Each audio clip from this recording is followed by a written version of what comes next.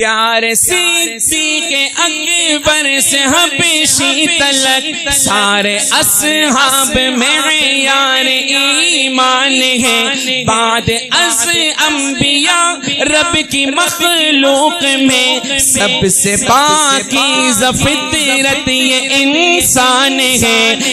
بعد از انبیاء رب کی مخلوق میں سب سے پاکیزہ فطرت یہ انسان ہے، جن کو رب کی رضا کی سند مل گئی، جن کو رب کی رضا کی سند مل گئی، جن کو رب کی رضا کی سند مل گئی۔ ابن عباس وہ حق کی برہان ہے، بحر ظلمات میں گھوڑے دوڑا دیے، بحر ظلمات